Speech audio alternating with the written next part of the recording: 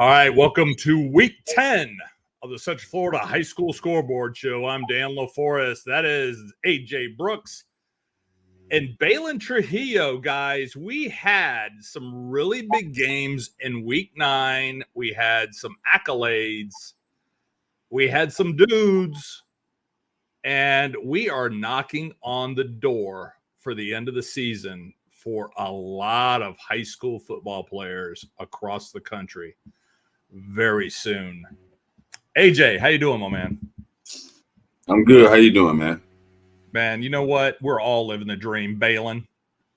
Yes, we sure are, man. I'm living the dream because my Miami Hurricanes have a big week this week, and they're going to beat the Florida State Seminoles. The spread's 21. I like more. I'm taking the over there. And, Dan, I'm excited to share that moment with you on the sideline this Saturday with some of our recruits in the Orlando area. My son's first game. I cannot wait. So you Florida State fans, I'm sorry, but it's not looking good for you and your season as well as me. I'm living the dream, like Dan just said, because Miami's 7-0, and they are looking like they're headed towards an ACC title. So go Canes, and I'll see you there Saturday. But, yeah, everything's good, guys. And you can catch Baylin's Miami Hurricane show tomorrow night. Yeah. Somewhere. I don't know where it's at, but you can catch it there. All right, guys, let's get back on high school football.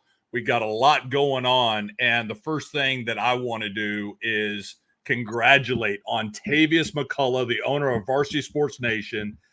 This is the platform we've been on, and you can now download the Varsity Sports Nation app on Roku and Apple TV to see this show live, catch the replays, see the VSN Game of the Week. Last week they had that big matchup we're going to talk about here soon with Mount Dora Christian and the Masters Academy. You can see previous games with Bishop Moore, and they've got a lot going on, including content for Brevard Sports Network on there as well. So exciting stuff. Congratulations, I know this is heading in the right direction.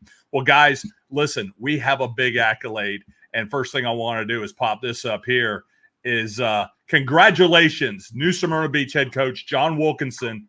Hey, 200 wins. 200 wins, coach, man. I tell you what. Awesome friend, awesome coach, has been around Central Florida for years, starting back with Coco. I played against him when he played at Merritt Island. So him and Hurley Brown and Jerry Odom and Derek Brown and Roland Smith and so many guys. AJ, I know that you have a lot of respect for Coach Wilkinson as well. Yes, sir. Absolutely. He's a legend, living legend, so to speak. I know this week he also has a big game against one of his pupils, so to speak. T-Ron over at Rockledge is now the head coach for Rockledge, but also was a player for Coach Wilkinson on the state championship team. So that's pretty neat. Baylin, it takes a lot to win 200 games in high school football anymore. Not to mention, like AJ said, man, the tree is starting to sprout, and you only have a few coaches really left that have a tree. You know, you've got Rodney Wells, you've got Andy Johnson at Boone. His tree has sprung out. Cam Duke at Edgewater. And I know I'm missing a few more, but Coach Wilkinson is state of the art. Yeah, I'll say Elijah Williams. I'll add that to the list. I'll never not mention him. But Elijah, Rick Darlington. Again, I know I'm going to miss a few. This is about Coach Wilkinson, no doubt about it. So, yeah, awesome. I mean, that's 200 more wins than I have. So I know that's pretty amazing. So, no, congratulations to him, and I'm excited to celebrate him, and hopefully, this is a big week for him. We'll see in our predictions, but I'm just, anytime you win 200 games, I don't care where you are, that's very hard to do, and he's now added to that list. So congratulations to that coach, and what a great thing to do, and something that will be living on forever. So it's awesome. No doubt about it. No question. He'll be on his way to the Florida Athletic Coaches Association Hall of Fame here before we know it. Well, guys, let's get right into week 9. We had some big games, and we're going to start University over Oviedo, 30-20. Both of you guys picked University in this game, AJ. Yeah, I like University. A very, very put together team. Well coached. The players very talented. All 3 levels.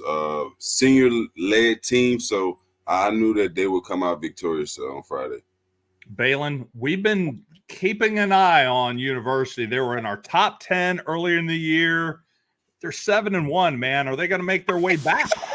Yeah, we'll find out in our top 10, overall, segment here soon. But Oviedo, man, we were talking about their offense recently, but I went to one of their games. It was against Lake Mary. Yes, that was a kickoff classic game, but I just knew if there was a good quarterback they're playing against, their defense, I just have a lot of question marks there. Not necessarily their offense, which could score a lot of points. So I knew going against Malachi Walters, that's going to be a tough task to do. They obviously got shredded by Noah, so now they see Malachi, and this is the result here, 30-20. So that's the only reason really why I picked University to win this game. I do think that Oviedo is a really good and talented football team and well coached as well, but they're hard to their defense showed that they have problems when they face a really talented quarterback, and that's what they saw in Malachi. No question about it. And Coach O's done a wonderful job at Oviedo. I talked about this last week about that environment, and got to give credit to University for going into that environment and coming out with a win. All right, this was a big game, man. You guys. Edgewater, number 7, goes over to Dr. Phillips, man. Edgewater took care of business. I understand there was some billboard material from the show last week, but congratulations, Coach Duke and the Eagles, 45-18, AJ. Yeah, I told Coach Duke that I always feel funny when I pick against Edgewater, and he told me, no, I don't. And I told him I do, man. I hate picking against Edgewater, but it was all jokes. But Edgewater came out 17-0 in the first quarter. I think at that point, Dr. Phillips had only ran 3 offensive plays, and they were already down 17-0. So the long wait layoff for Dr. Phillips, they had 15 days between their last game. So that proved to be very pivotal. Edgewater came out clicking. I give them all credit.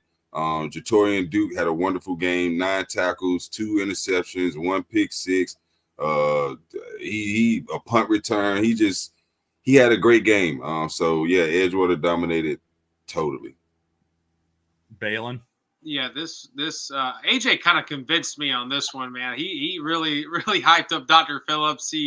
He made me a believer after the Lake Mary game. And I'm like, man, this team looks good. And talking to Coach Sapp and Wells, they really think this team is special, which they still are. They have a lot to play for. They probably might be in the Final Four with their classification. But man, I'll tell you what, every time we go against the Eagles, there's like this chip or this edge that they love to play with.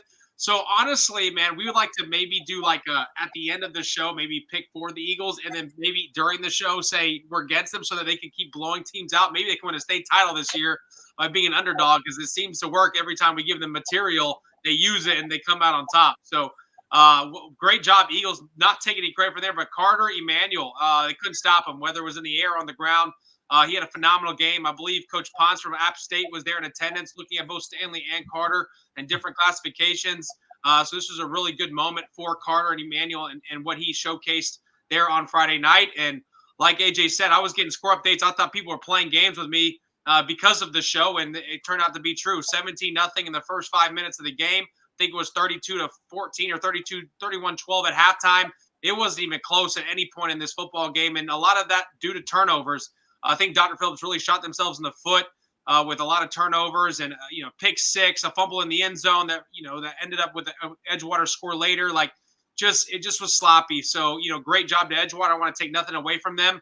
But man, this was a shocker to say the least.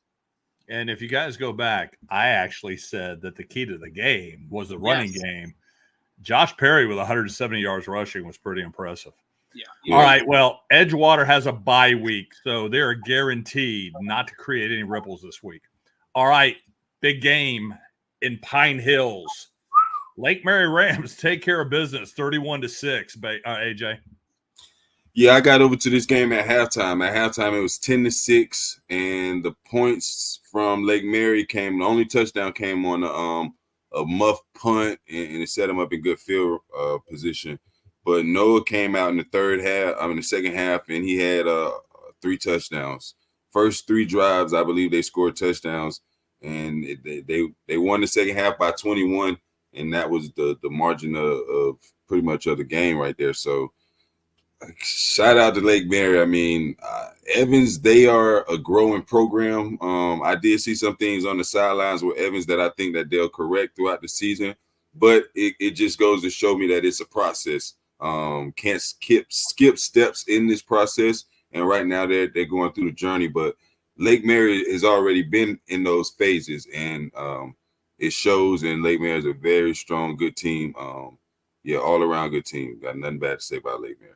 And Baylin, Lake Mary is poised. This is that time of the year where playoff teams kind of I don't want to say reload. They're refining their process at the end of the season. Lake Mary seems to be in that mode right now where everything's starting to click as they hit in, because the playoffs are literally a couple weeks away. Yeah, I totally agree with you. And they're healthy. That's something that, Lake Mary, when they're healthy, they're scary. And the Dr. Phillips game, AJ was there. There was 5 players that went down in that game throughout the course of that game, which really hurt Lake Mary because those were some key players. Now, obviously, Dr. Phillips played a great game, but it does hurt Lake Mary when they go down to injuries. We saw it last year. They blew out Mandarin in the regular season. Down goes Isaiah. They get blown out in the playoffs because the running game wasn't there. Lake Mary is in a position where they need everybody healthy. And when that happens, like we're seeing, that's dangerous. They beat Seminole, which we thought that was an emotional win on Monday, to turn around and play a solid Evans team who was on a 5-game win streak that had time to prepare for, Noah and maybe even some of those coaches going to that game. Or I think they actually blew out a team on Monday, so they couldn't have gone. But just the momentum that Evans was having, this was a scary game. We obviously said that last week on the show. But man, Coach Odom texted me immediately after the game. I mean, I have the text right here, and you see that paragraph. And he literally told me Noah Grubbs is the best quarterback he's ever played against. And they tried to do some things at halftime to confuse him. And like AJ said, he comes out and it was like bang, bang, bang, touchdown. They were just trying to figure out some things. They have obviously one of the best secondaries in the city, if not the best overall. Number 1 is still a dog to me. I love watching him play, but I mean, they went after everybody. And Noah, again, threw 3 touchdowns in this game. The only touchdown Evans had was on a slip.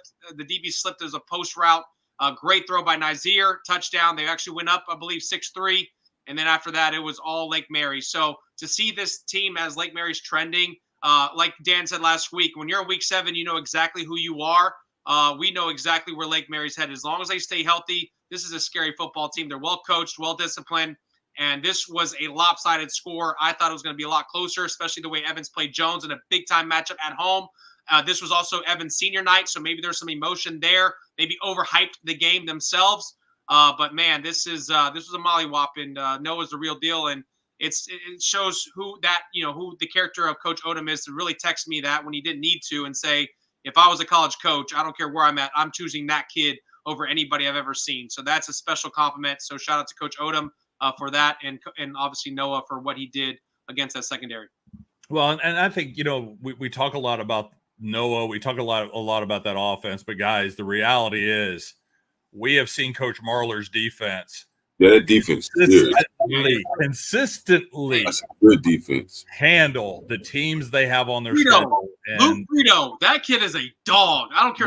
Luke's so underrated, bro. Yep. You can't run against that team.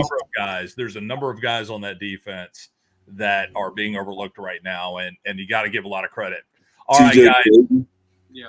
Osceola, this was a heck of a game. This is really settled in the fourth quarter. Osceola comes out of Apopka with the win, 14-6, AJ. Yeah, my boy Flash, AJ, he scored that game-winning touchdown in the fourth quarter or late in the game. But honestly, 14-6, I understand that both programs have a lot of respect for one another. But I did think that Osceola will win this game a little more convincingly. So I'm not sure if that bows good for Apopka, meaning that, they could be trending in the right direction, or if it just was an off night for Osceola. But at the end of the day, a victory is a victory. It's a very physical ball game. 2 similar clubs run similar style offenses, so to speak, cut from the same cloth. So 14-6, good game. So yeah, congrats to Osceola. Yeah, no doubt about it. You got to give a lot of credit to that defense at Apopka. They are always in games. There's no question about it. And this was no different, especially knowing Osceola is going to come at you with that running game and Tavion Swint, Baylin. Yeah, it's really easy to prepare for teams that run similar things that you've seen pretty much your whole life. So nothing is surprising. There's nothing that's like, oh, I didn't expect that. They've seen the pulling guards doing the exact same motion as Apopka's pulling guards, and vice versa on defense, and they're seeing tight end keys and back keys and different type of things they do with the quarterback. So this was a straight physical football game, and one team just outlasted the other. Maybe has one or two more key players that maybe got them over the hump there. I know AJ just alluded to the player that scored the game winner. Apopka really surrounds himself around Tyson Davison. I mean, other than Tyson Davison, we really haven't heard of anybody else contributing at a big impact way at Apopka in that offense. So, you eliminate Tyson, and again, Alcio knows how to do that because they see it every day in practice. You see a 14-6 ball game. And, man, I would have loved to have been there just to see the physicality of this game in the trenches. I mean, I'm pretty sure that's exciting, especially for defensive-minded people. I'm an offensive-minded guy. But I'm saying as far as football and how it's played, like old school, this was probably one of the coolest games to go to. But I do believe the better team won here. Yeah, no doubt about it. We got to go ahead, AJ. Just to throw it in, Tavion Swin, he did have 179 yards. So, wow. I mean, they won 14-6, and the best player on the field kind of dictated that with 179 rushing yards. And Chick should have 150 yards almost every game. I mean, realistically, I mean, it's not like they're taking deep shots there, but again, we're going to talk about Osceola. They got a big matchup here. Apopka goes on the road. They're heading up North Florida to play at Boot Hill with Madison County. So that's going to be a very, very interesting score coming up. All right, guys, this is a game that we all had our eyes on. Ocoee drops one to Winter Park, 31-15, AJ. Night Nation, what's up, Night Nation? You let me down. It's all good. I know you guys going to rebound. But I mean, Winter Park, they won 31-15. I can't take anything away from Winter Park. I know I received the tags on Saturday morning. I woke up to Instagram, me getting tagged because I picked Ocoee. So I love it, but I'm a man. I take it. I thought that Ocoee would be more physical than Winter Park. I thought that Ocoee would bully Winter Park. But Winter Park, they showed me that I would be incorrect on last Friday. So yeah, they put some playmakers in play, didn't they? Yeah, the playmakers made plays. And not that Winter Park does not have playmakers, because they got studs over there. But I just thought that the brand of football, the style of football that Ocoee would bring to the game, I thought that they would overpower Winter Park, but that was not the case. Baylin? Guys, you should even look at the logos right now. Which one looks more intimidating to play against? So we should eliminate that question. And guys, it's about 2 weeks at this point. No, actually, no, 1 week. Sorry, exactly 1 week. And I'm still waiting for Ocoee's schedule to see who they beat that's proven around here. So I'm still waiting on that, AJ and Dan, which is, again, why I picked Winter Park to win this football game, and they sure did. Shout out to Grant Connor, the quarterback over at Winter Park. He had a phenomenal game.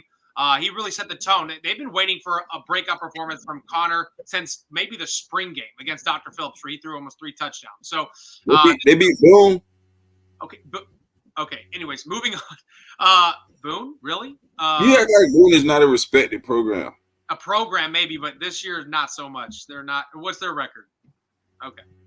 Actually, Boone's 4-3. Actually has, Boone's actually solid. What are you talking about? I don't know. Well, whatever. Anyways, I was still waiting. I finally got the answer a week later. But hey, I'm not getting on Coach Johnson's bad side here. I'm telling you, zero way. That's fine with me. I don't care. But in Winter Park, back to Winter Park. Winter Park Wildcats ran all over Ocoee on their homecoming. There was no way they were losing this football game. And Grant Connor, shout out to you. Great game. And Pouncey had a phenomenal game as well. I was about to say he played both ways, right? Right there is a special talent. Atkinson, he's a dude too. There's just so many great players, and I just think that they, the thing with Ocoee is we know that what they bring defensively, it's the offense that concerns me. They're not something to fear offensively. So if Winter Park's clicking, I like my chances, and this is what happened. All right, guys, Lake Wales just keeps coming into Central Florida, and it has not turned out for them at any point this season. Their 2 losses are now to Jones and Seminole. Jones take care of business 31-19, AJ. Yeah, like you mentioned, they'll be back this week. But, Jones won that game. They were victorious. They pulled away. Jones scored on the first drive of the game. I left at halftime, but Jones was in control of the game throughout the game. Lake Wales did make it competitive somewhat in the third quarter, but at no point did they ever take the lead. Jones just showed why they're a terrific team. Jaquel Smith, the running back, he had another big game, had over 150 yards rushing, I believe 3 touchdowns. Vernell had over 100 yards receiving, if I'm not mistaken. I mean, it's just a good team. We know that, they know that. How we judge Jones is how they do in the postseason. We know that they're gonna have a terrific season. They're gonna win their district, but we'll see if they're able to get over that hump this year in the playoffs. So that's what I'm most interested in seeing. Yeah, Baylin, it just seems like it's consistently moving in the right direction, and we felt that Jones really was tested, probably to their extent, the first part of the season. Yeah, no doubt. And I believe Jones is exactly who we think they are. They deserve to be 7-0 right now. Finally, teams around this area are starting to play them because Jones doesn't want to do a national schedule because people keep complaining that they have to play area teams. Okay, well, let's do it, and we'll start beating everybody. So they're 7-0. But I want to give you this stat line, guys. Darion Coleman went 15 for 20, which is 75%, 259 passing yards, and no touchdowns. That is crazy. 259 passing yards on 15 passes. So it seemed like they would shred him in the air, and then once they get in the red zone, that's all they did was Jaquil Smith, yeah. Yeah. So, which I talked to Coach Elijah Williams after the game, which, he called me and said, man, Darion lit it up tonight. I'm like, awesome. How many touchdowns he threw? And he goes 0. I'm like, what the heck? But what he explained was good teams find a way to score in the red zone on the ground. If you have to rely every time with the pass in the red zone, you're probably not a good football team.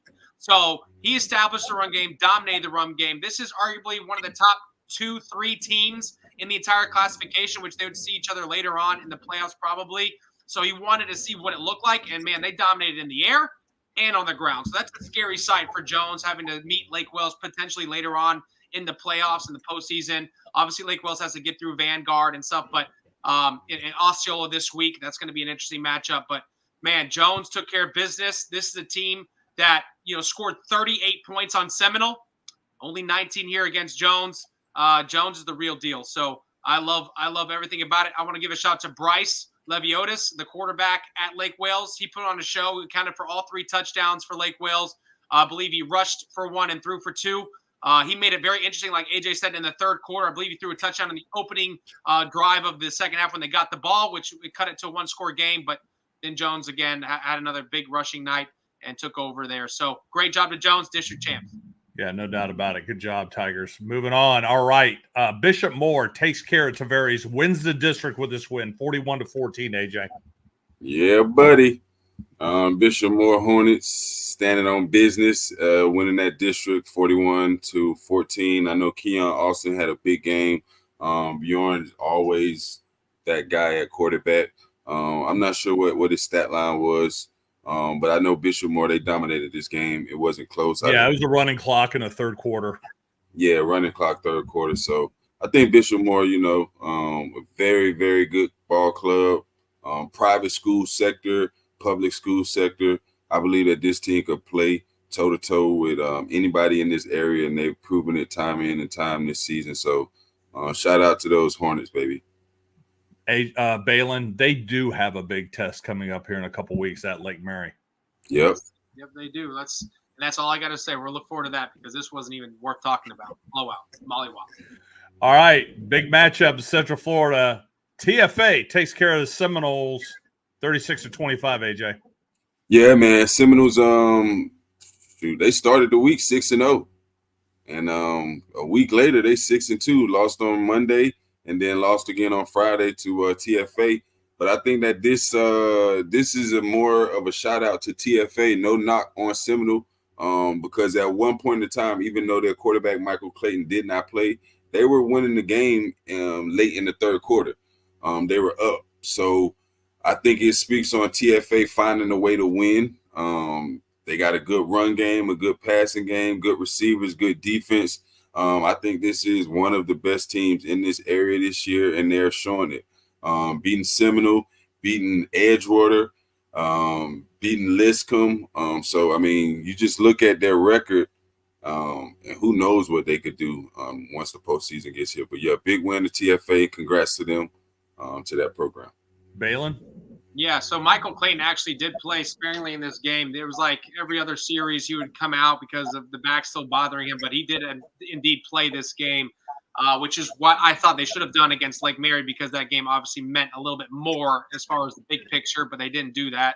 But First Academy is the real deal, man. This is the same team that we talked about before the season that I didn't think they were going to win maybe 4 or 5 games. They're looking at being ranked number 12 in the entire state of Florida at 7-1.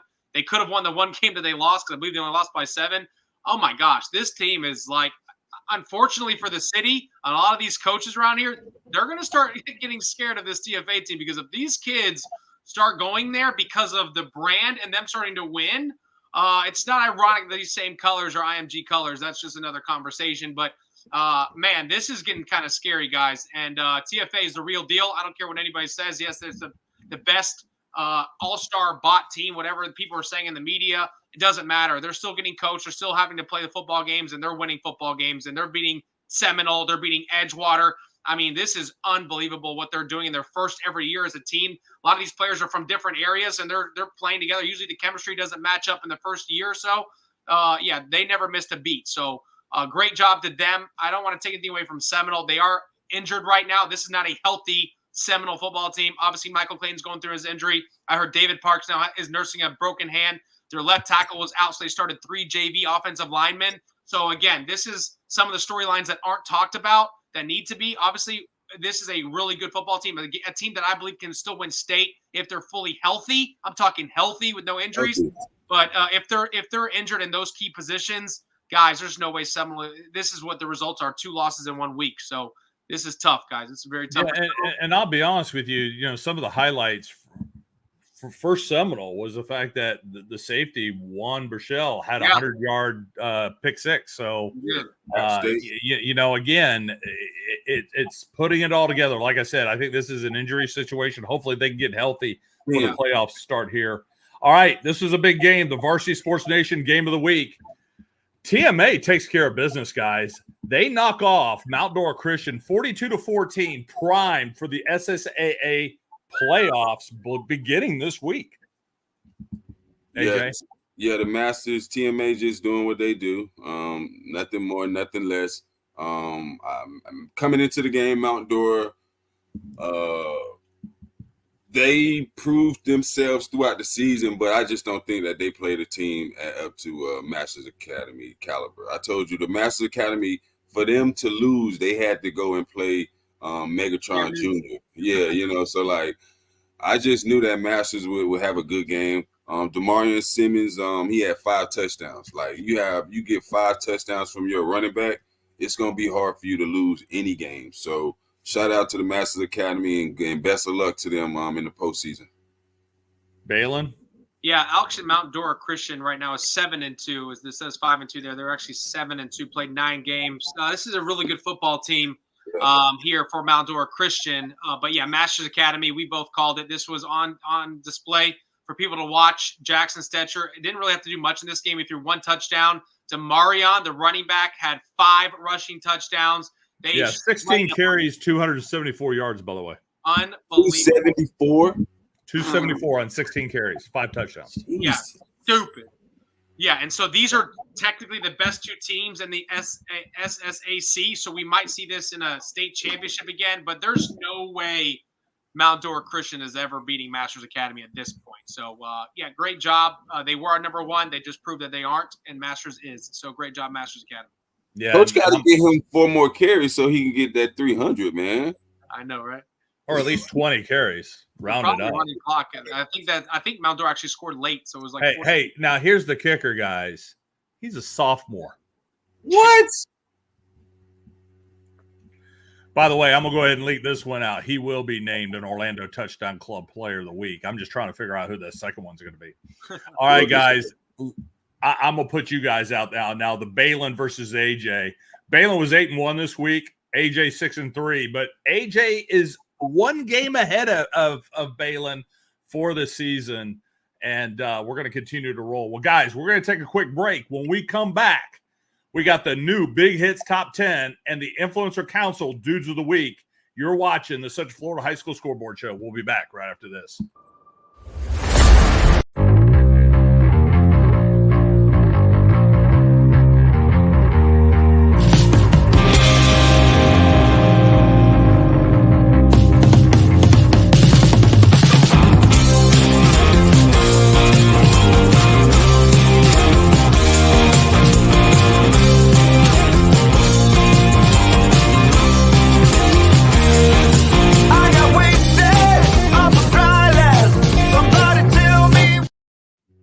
All right, welcome back to the Central Florida High School Scoreboard Show. I'm Dan LaForest. That is AJ Brooks and Baylin Trujillo. And let's get right into our Influencer Council Dudes of the Week.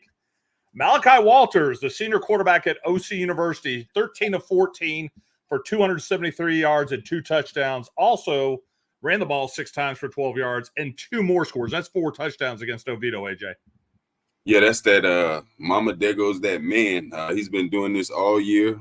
So yeah, I'm not surprised. Another big game in a big time situation against Oviedo. So yeah, shout out to Malachi. And Baylin, you know a little bit about this young man. Yes, sir. I've trained him a couple times. This kid's elite talent. He is university's probably most prolific quarterback to ever step foot on their campus. When you talk about a longevity career-wise there, elite talent. And it's fun to watch. And that's the reason why I bet on this man to beat Oviedo in a big-time matchup on the road. And look at the stats there. If one person accounts for 4 touchdowns, you're probably winning, at least giving yourself a chance to do so, especially in a big-time game. So great job, Malachi Walters. You are our dude of the week. Not to mention he's a quarterback. You know where to find him. Hey, I want to know what happened to that one incompletion. It's probably a drop. I want to know who dropped it. I want to know what happened to that one pass. All right, guys, our defensive dude, Joran Mack, the senior free safety out of Edgewater against DP, 9 tackles, had 2 interceptions. One of them was a pick 6, and did it on special teams. Had a punt return for a touchdown, AJ. Yeah, certified dog himself, Joran Mack. We call him Duke. He's committed to App State. They got themselves a real good player. He had a big game, 2 interceptions, 1 pick 6.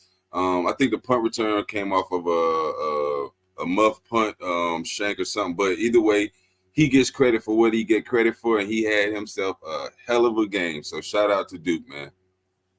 Baylin?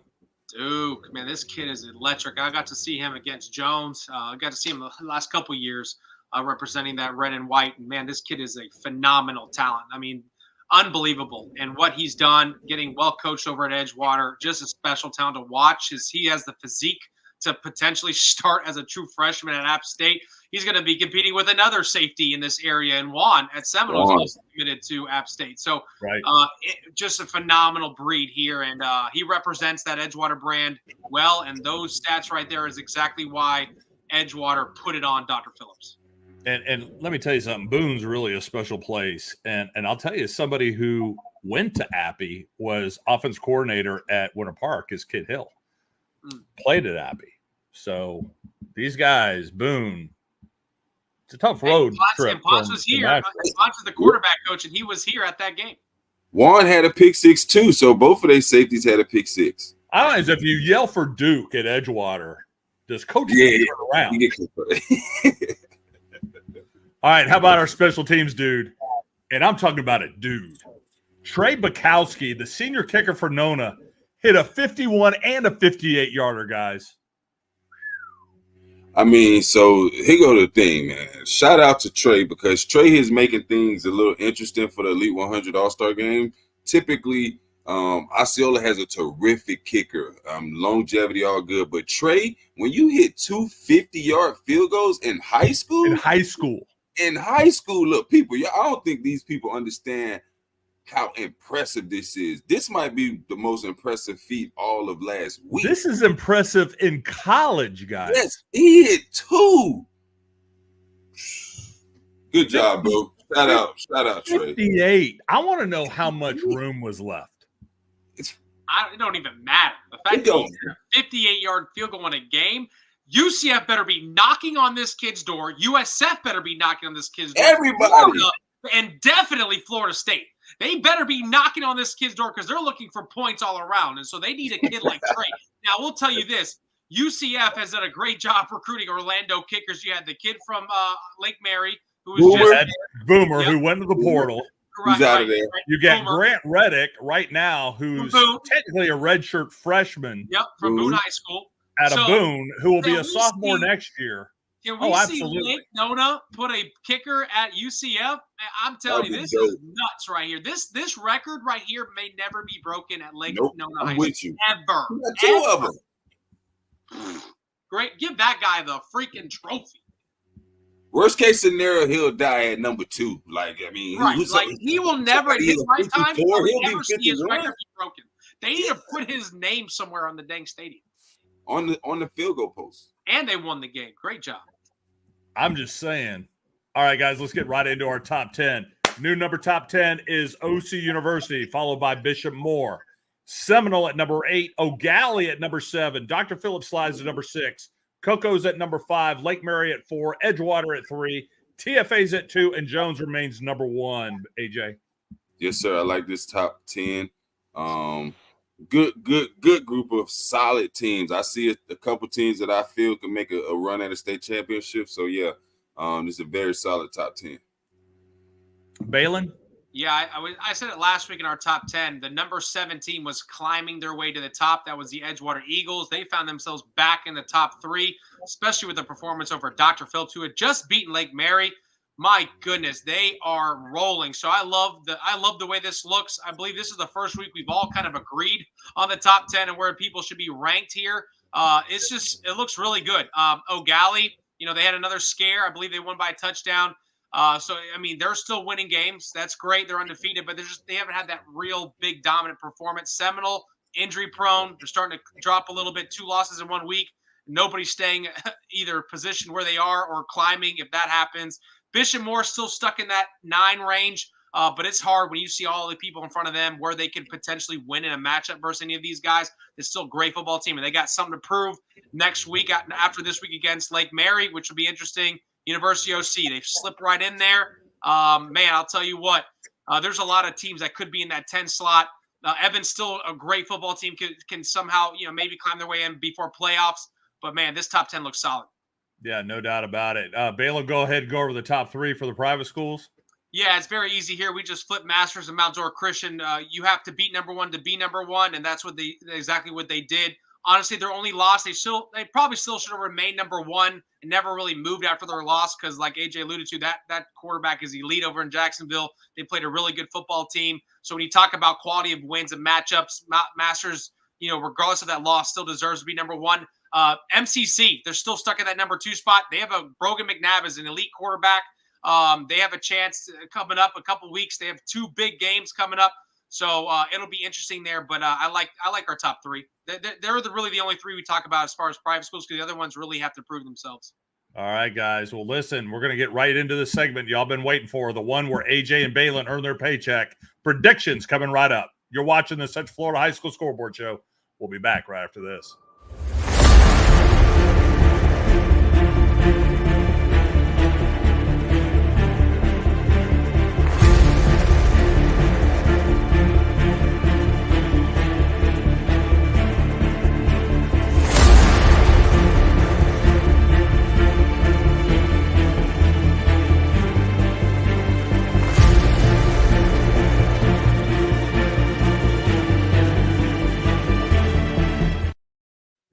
All right, welcome back to the Central Florida High School Scoreboard Show. I am Dan LaForest. That is AJ Brooks and Baylin Trujillo. And guys, let's get right into our top 9 big games for Central Florida. And we're going to start off with a number 10 University Titans heading into the land, sitting at 4-3, but playing really good football here, AJ.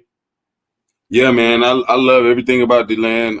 But Baylin, I don't know what you're doing. You just gave a whole soliloquy on how Malachi Waters is such a great quarterback, seeing this, and then you pick against them. There's no way I'm picking against Malachi Waters and company. DeLand is they're just a young ball club. It's a great team, but they're young. This university team, I like them to come out with the victory Friday. Baylin? I'll tell you why. Because I said in my earlier segment that the reason why I chose Malachi Walters because I've seen Oviedo's defense, and when they struggle against good quarterback play. And that's exactly what you're going to get from Malachi Walters is great quarterback play, which is why I chose the kid that accounts for 4 touchdowns. Now, this week, Darlington's known for defense. I'm telling you, they're going to find ways to contain him. Now, it's going to be hard to do, but I also knew going into this matchup, I'm 1 game behind AJ, so I got to figure out if there's any type of matchup. The underdog could probably pull it through. Why not pick a dog to do it? So I'm going DeLand Bulldogs for the win and the underdog at home. I like it. For the Darlingtons. I like how you did that. I think this might be one of those reels that shows up on Facebook and YouTube here later in the week. Yeah, all right, guys. Rockledge at 5-2 heads up the road, heads up 995 to take on Coach Wilkinson and those Cudas, AJ. Yes, sir. Like I mentioned before, T-Rone, he gets a reunion with Coach Wilkinson. And I think that the student wins this matchup. I like Rockledge Raiders to come out victorious. I did see the one common opponent. I think I forget who it was. Anyway, I like Rockledge to win this game. No disrespect to New Smyrna Beach. They've won who they're supposed to win. In every game that they won, they were supposed to win. So, but I just think Rockledge just a little tougher team. So I'm gonna go with Rockledge. Baylin. Couldn't agree more. I believe strength of schedule matters here. Quality of opponents matter here. New Smyrna takes care of business of the teams they're supposed to in that area. Rockledge is a little bit more proven against stiffer competition. They're 5-2 in that, so I am taking Rockledge with Jordan at quarterback to upset the coach that just won his 200th game. So I like Rockledge with the win here. All right, we got another big matchup. Volusia Flagler. Spruce Creek is 5-2. We've talked about the Hawks all year long, but Flagler Palm Coast has been sneaky, sitting at 6-1. AJ. Yeah, Flagler Palm Coast is a very, very good team, very good, respected program. But Spruce Creek, ever since they took that loss out of town, they've been on a vengeance. And I like them to continue that vengeance. Tony Kensler, Denali Campbell, and company. I think they continue the winning ways on the road. They go to Flagler Palm Coast and get the dub. Baylin. Yeah, I couldn't agree more. Right now, Hayden Hayes, the quarterback at Flagler Palm Coast, is one of the leading passers in the entire state of Florida. That was a great transfer get for Flagler Palm Coast. But I believe Spruce Creek is the better football team. Again, when it talks about quality of opponents and strength of schedule, Spruce Creek is definitely more proven, in my opinion. That's why we call it an opinion, guys. But Flagler Palm Coast is 6-1. They're almost like the same thing with New Smyrna. They've beaten who they're supposed to beat to. They have that one loss that we both called during the week that they lost to. So I believe Spruce Creek is going to come in and win this football game. And I just think they're better offensively and defensively at this point. Game 3, Osceola heads down to Polk County. Lake Wales wants some more of Central Florida. Yeah, they want some more. And I think this is be the time. Hey, look, Osceola, man, please, man. I love y'all, man. So don't say that I can't come back next year or something. That I love this program. This is a good program. I just saw Lake Wales, and Lake Wales got some dudes, man. They were a little injured against Jones as well. But I think the quarterback play is going to be a pivotal factor in this game. And I think that Bryce is a winner. Bryce, didn't he get a state championship when he was a sophomore? Yeah. So you talk about they're 2 years removed. Yeah. Yeah, he's already he won last year. He won a state championship as a sophomore. I mean, they at one point they were on a 30-some-odd game regular season win streak. Like, this is a good program. So I like Lake Wales to win, man. I like Lake Wales, and I see they have to go to Lake Wales. Like, that's a lot to ask for, man. It's not that far from. I'm saying the environment. They on the road. You know, they out of the comfort of Osceola County. That's Polk County now, man. Yeah. I couldn't agree any more with what AJ just said. I think that Lake Wales is due for a win against a Central Florida team. Right now they're 0-2 against two of the best teams in this area. Seminole, full healthy, they lost. And then obviously they just lost to Jones. Osceola squeaked by Apopka. I don't know if they're banged up or just the physicality of their season is starting to wear on them. I don't know that. If they're one-dimensional with Swint, I do love Lake Wales defense. But what did we just see? We saw Jones run all over Lake Wales. So this could be a big night for Swint. I still think that fire for fire, they're not going to match up with Lake Wales. I believe they figured it out, and I believe Lake Wales wins comfortably, maybe by 2 scores here. So this will be a great job. I think Jones needs Lake Wales to win for their solidification at the 1 seed and putting Lake Wales in a position to play Vanguard and then see Lake Wales down the road. So I know Coach Williams would like to see Osceola win, but he wants Lake Wales to win for their positioning, which I've talked on the phone. So not to say that's my influence, but I do think Lake Wales is the better team here, and they will win. All right. Big private school matchup. Melbourne Central Catholic comes into Orlando to play the Warriors. AJ, Yeah, man, we talk about it all. I talk about it all the time. If it's one position that is key from little league to college to the professional ranks, so obviously that includes high school, is quarterback. And in this game, the best quarterback on the field will be for Melbourne Centric. Therefore, I'm going with MCC. He also has a ton of weapons, so it's just not a one-man show. But Brogan, he's the real deal. So I like him to continue to lead his ball club to a victory over OCP this week. Baylin? I love what Cameron's doing there, the quarterback at OCP. He had a really good year last year going into a senior with momentum. They lost a lot of key pieces at OCP. They still have that Miami commit, so I know he's going to stay loyal to that. Mario Cristobal doing what they're doing. But I believe Brogan McNabb is the difference in this football game. There's not too many teams in this area, especially in the private school ranks, that can contain a quarterback like that. I think he runs all over OCP, and I believe this game might be over at halftime. Yeah, well, and Avery Anderson's played really well for OCP running the ball for the last 2 years, but he's having an outstanding year again this year. That's going to be interesting to watch. All right, Lake Minneola at 3-5. Nobody thought they would have 3 wins at this point. I tell you, they've been doing a wonderful job over there. They're heading into South Lake. South Lake could clinch their district with a win here, AJ. Oh yeah, I think South Lake. I think the district clincher is a added bonus, but I think South Lake, they see some get back. For a long time, Lake Minneola been beating up on everybody in Lake County, and South Lake said it's our time this year. So I think that South Lake sees the opportunity, and I feel like they're gonna take advantage of this opportunity. And I like them to win this week against Lake Minneola. Baylin?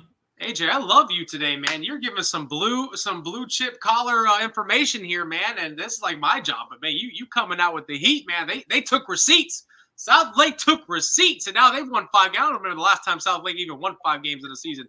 Now they're starting to beat teams in that area. Obviously, a lot of talent left Lake Minneola, which used to be the powerhouse for the last decade or so in that area. Now people are saying, we remember you guys. And yes, they do have 3 wins, so. And not to say that district and those teams over there are anything to fear. So, I mean, I'm sure those games were competitive, and Lake Minneola just squeaked out 3 of them. But South Lake, we talked about a coach earlier in this segment about 200 wins. Coach Lord, talk about the wins he has under his belt. My goodness. So we're just going to keep adding this on this week, and he's going to add another one to the resume. So South Lake wins. All right, and our final game, big match. Actually, we got a couple more. Ocoee, we got to talk about Ocoee. They go into West Orange. West Orange is sitting at 7-1. If West Orange wins this game, they clinch the district. Okay. If they lose this game to Ocoee, it's a 3-way tie with West Orange, Ocoee, and Apopka, AJ. Yeah, man. Listen, Night Nation, you better not let me down this week. I went with y'all last week, and I think that for that reason, Ocoee understands this is a must win. They need to win this ball game to clinch that 3-way tie. And it's a tough, man. I wanted to go West Orange, but I knew Baylin was going to go West Orange. And I said, Ocoee, I'm going to rock with you one more week. If you don't win this week, I'm not picking you no more next year. So I'm going to go with Ocoee to win. I text Josh G today. I told him, listen, the ball club needs for you to take your game to the next level on offense and defense. So I like Josh G, Jamarian Robinson and company, Mike McClendon. I like them to win against West Orange. Baylin? Look, I just gave AJ props about bringing up facts and bringing up history. Did he forget that he's 0-2 right now with choosing Ocoee versus me? We got Apopka lost, and then last week Winter Park lost. And here you go for your 3rd loss. I think 3 strikes, you're out. So like he just said, Ocoee, your boy down, he's no longer part of the chain. So I'm going West Orange for 2 reasons. Brian Dillard, AJ Chung. That's it. 2 quarterbacks playing at elite level right now. And then obviously we talked about their secondary last week when we talked about them and Evans having the best 2 secondaries in the entire city. This is another one. We got a Michigan commit over there. We got talented football players on West Orange's roster. Several of them play for you, AJ, in your 7-on-7. So I'm sure they're gonna love to talk to you after this matchup, just like they did, maybe when they lost their first game. But anyways, we're gonna go back to Ocoee here. Yeah, 3 strikes, you're out. West Orange wins this football game, I think, comfortably.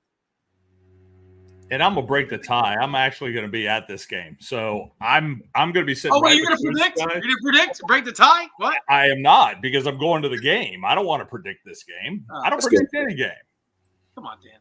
I'm just saying. Who's home? Who's home? Who's home? Is it West Orange home, right? It's at West Orange. Yep. So we already know where you're going. So I'm going to West Orange. No, yeah, you picked them. All right, Oviedo 6-2 goes into Evans again. Great matchup with Oviedo and the Trojans. AJ. What are you doing, Baylin? Don't come over here jumping on this Evans train. Go to Oviedo. I'm the one giving them more praise than you are right now. Listen, man, I know you've been giving them praise for the last 3 weeks. I've been telling you about this program for the last all year. Go to Oviedo. That's the proven ball club. But I like the Trojans to come back. I just think that player for player, skill for skill, I think that Evans is the better team. I think Oviedo Ball Club is terrific, well coached. Coach O does a great job with his ball club, has them ready to go week in and week out. But Evans is angry. They just got embarrassed in the second half versus Lake Mary, and that's a bad taste in their mouth. That's a game that they expected to win and at least be more competitive. But to lose 31-6, that's not a good thing for the Oviedo Lions. So I'd like Evans to stand on business at home and win this ball game by at least 2 scores. Baylin, I mean, I don't think Oviedo wants to drop 2 in a row either. Well, guess what? They are, because I'm going Evans Trojans win here, and what you guys don't know and stuff, that I don't really publicize is I spent some time at Evans this summer. With Coach Odom and working out the team and doing routes on air and stuff with them and working with their quarterback. So that's a little thing that most people don't know, which is why I have that relationship with Coach Odom now. I mean, he texts me every week. People don't even know that. So I know he's smart. They do now, Baylin. They know now. He's on my 7-on-7 coaching staff, bro. What are you talking about? So you knew that then. So you knew that. Yeah, that's when you found out who Devontae Grant was, and you was like, "Who's this receiver?" Yeah, you're right. Yeah, Evans, you're right. Yeah, DB. Yeah, you're right. Said, where did this creature come from? This kid doesn't belong in Central Florida. He came from Miami. But yeah, no. But I'm telling you what, man, this team right here and Coach Odom, I think they're going to get them rocking and rolling. I think it's like AJ. I think it's going to get ugly, guys. I would hate to play Evans right now. That's all I got to say. And finally, Seminole. They're heading right down the street to Hagerty. 6-2 versus 5-3, AJ. Yeah, Seminole against TFA, Seminole actually had 10 starters out missing for that game.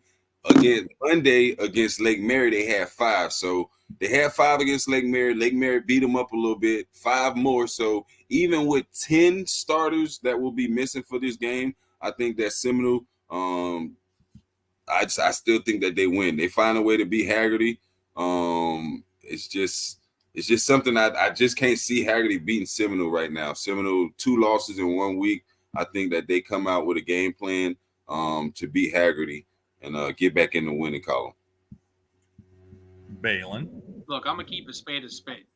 I don't sugarcoat nothing. You guys know this, okay? You guys watched my show for the last 8 years. What I say is sometimes crazy. But I'll give this. The only shot that Hagerty has in this football game is Dan's non-prediction earlier when he had texted us and said, Hagerty may have a shot this week. And me and AJ shut that thing down real quick, okay? There is no way Seminole's losing to Hagerty this week. I don't care if they have to plug in their entire JV defense. I love Hagerty. I love Caden Mitchell. Love him. Don't shout out, Caden. Respecting the brand. But I'm telling you, Seminole is just that much more talented in that area. So, again, no disrespect to Hagerty. I hope it's a great game. I just think at the end when this says 0-0-0, Seminole will be victorious. And I just hope Caden Mitchell has a really good game. And there you have it. Well, guys, that is week 10. Hey, Let's Dan, lock this thing down. We have to give our closing thoughts here, please. Oh, absolutely. That's where we're going right now. AJ, closing thoughts. Hey, okay, before we start the closing thoughts, what's that song that be playing, Dan? It's like,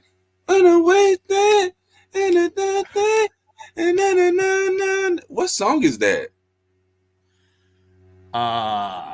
Never wasted. Yes, that's a good. I need to know that song, man. I like it. I'll get it pulled up for you. All right. Okay, but besides that, man, closing thoughts. it's been a terrific season. We winding down to the final stages of the year.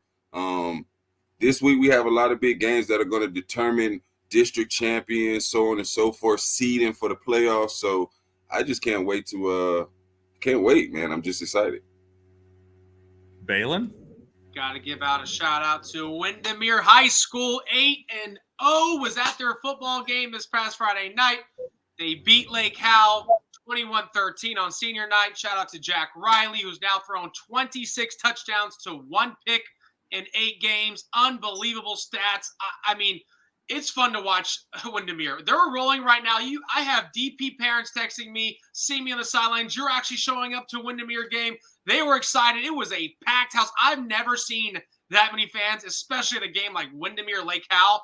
That community has literally bought into this program. It's honestly so fun to watch because it's like we never see that side of things because we're always at the big games. I mean, I walked on the field and one of the Windermere coach asked me, he's like, why aren't you at the Edgewater Dr. Phillips game? Or I had one coach, aren't you going to Jones, Lake Wales? What are you doing? Like, they were shocked. And I'm like, look, I'm here to see one kid. His name is Jack Riley, and I'm here to see Windermere win this football game and go 8-0. Everybody written them off. Now they're taking receipts. Lake Wales is not part of the independent league. They're still public school, and they beat Lake Howell. Great job to Windermere. Coach Ricky Smith couldn't say nothing. Guys, they gave every senior a gold football an autographed gold football and a whole entire jumpsuit. There's things changing in that program. It's like one of the coolest special things that this program is dealing with this year. I hope they go 10-0. Ricky likes to say 1-0 every week. I believe this will be the best, obviously season in the history of Windermere High School in the last 4 years that they've been around. But my goodness, this is exciting stuff for Windermere. So shout out to them. Shout out to Jack Riley, the senior. Again, those stats are crazy. Hopefully he can win our Dude of the Week at some point because he's putting up crazy numbers. Hopefully he's in your Elite 100 game as a quarterback. Could be as a senior. I don't know. But, I mean, the kid's playing crazy right now. So it was a great job. Good job, Windermere. I love to give them the final hooray. Yeah, no doubt about it. And we've got, so many great matchups this week. Tuning up. And remember, the FHSA added a week 12. We still have some makeup games.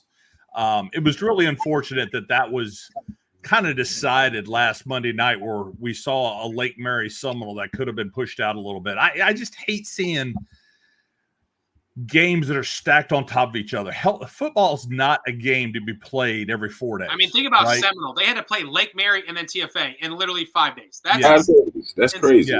Yeah. It's insane. I mean, it is what it is. I'm just saying is that, and I've said this before, John Santucci with USA Today. Oh, yes, John, I'm saying your name again. He gives me heck on the sidelines, but he has written about this the last almost 3 years, is having mandatory bye weeks, week 5 and week 12, so that we have weather in Florida, and it's been consistent, and there has been no break.